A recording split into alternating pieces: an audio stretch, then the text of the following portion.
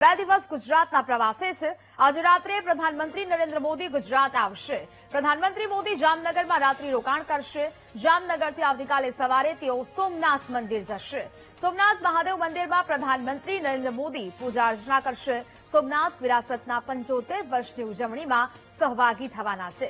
વડોદરામાં પાટીદાર સમાજના કાર્યક્રમમાં પણ તેઓ હાજરી આપશે। વડોદરામાં આકાર પામેલા સરદાર ધામનું પ્રધાનમંત્રી નરેન્દ્ર મોદી લોકાર્પણ કરવાના છે। સંવાદદાતા પાર્થ ફોન લાઈન પર જોડાયા છે। પાર્થ, પ્રધાનમંત્રી નરેન્દ્ર મોદી 2 દિવસ ગુજરાતના પ્રવાસે છે, શું કાર્યક્રમ?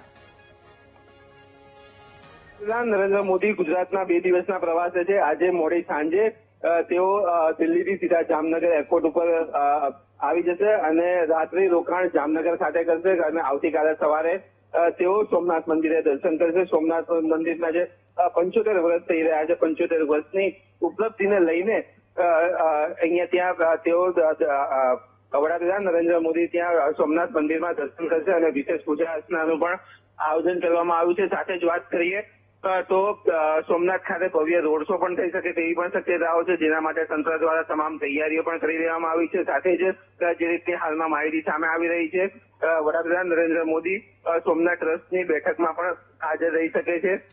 સોમનાથમાં કાર્યક્રમ પૂર્ણ થયા બાદ તેઓ સીધા બરોડા પહોંચશે અને બરોડામાં જે પાટીદાર સમાજનો જે લોકાર્પણનો કાર્યક્રમ છે, ભવનનો જે સરદાર ભવનનો જે લોકાર્પણ થવાનું છે તેનું લોકાર્પણ કર્યા બાદ બરોડાથી સીધા તેઓ આવતીકાલે દિલ્હી પરત ફરશે। જી બિલકુલ પાર્થ, જાણકારી બદલ આપનો આભાર।